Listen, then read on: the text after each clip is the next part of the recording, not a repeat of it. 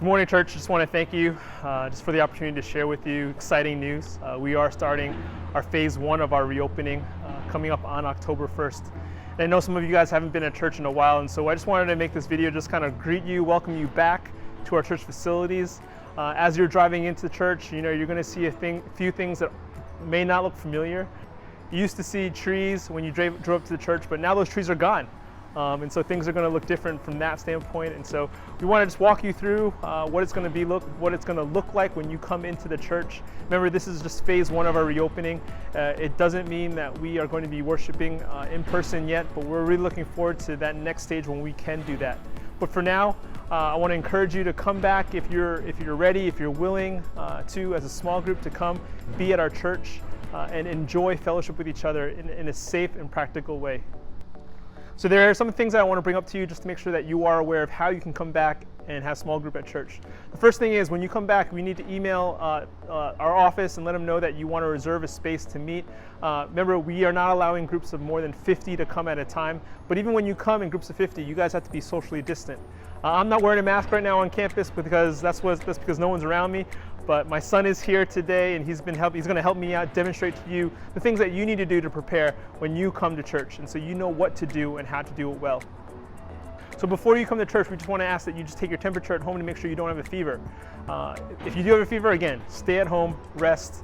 You'll have plenty of time to meet up with your small group again. Masks, they must always be worn. So remember to wear masks when you're on campus, and that means when you're inside and outside, we ask that you kindly wear masks. While you're on campus, we ask that you don't shake hands or give each other hugs.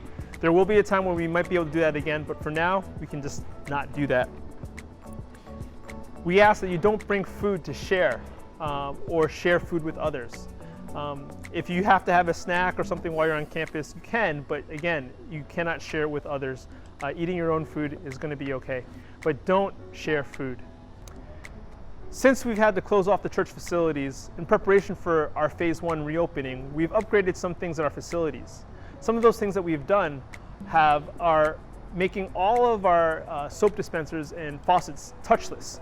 And so when you go to the bathroom, what you'll notice is that everything is going to be touchless. So we're trying to minimize the risk and minimize surfaces that can transmit the virus to others. What you'll also notice on our campus is we have these social distance markers that are going to be placed out for you to be aware of the space that you need to give to each other.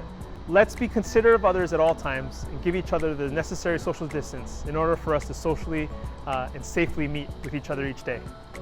When you come into the church, you're going to notice some yellow spacing markers for you to come in. And when you come in, just if there's multiple of you, if there's a group of you coming in at the same time, just respect people's distance. Create that social distance that we need in order for people to be safely enter our facilities. When you enter our facilities, we ask that you take your temperature. We have a lower temperature touchless thermometer that children can put their foreheads up to, and then for adults, we have another one that you can put your forehead up to as well. When you come in, we're going to ask you three very, very important questions. We're going to ask you, do you have a fever? The second thing we're going to ask you is, do you have a cough, a shortness of breath, nasal congestion, nasal drainage, sore throat, muscle pain, or loss of taste of smell? The last question we're going to ask you is if you have contracted COVID in the last 14 days, or you've been in contact with anyone who has contacted COVID in the last 14 days. And of course, if you can't answer no to any of those questions, again, we ask that you do not come to church. And then if you do answer yes to any of those questions when you come to church, we're just going to kindly ask you to go home. So if everything has gone well, you'll be going to your small group. Again, we have rooms that will be assigned to you to meet. In those rooms, we want you to social distance. So that means family units sit 6 feet apart and have great fellowship that way. After your meetings, we ask that you go to the lobbies of every single building, and at those lobbies you're going to see these disinfectant carts that's going to have paper towels and disinfectant spray. Just pick up a spray bottle and paper towel, go back to your room after you're done, wipe things down, spray those chairs, spray those doorknobs, help us keep the church clean. You as much as I and as much as our janitors are part of the solution to help keep our campus safe. We're really excited about you coming back and how you can be a part of our church. Let's hit off our phase one with a bang and successfully enter into phase two of our reopening plan as soon as possible. Let's continue praying for the church, continue praying for this world as we continually battle this pandemic. Looking forward to seeing you all. Take care and God bless. Bye-bye.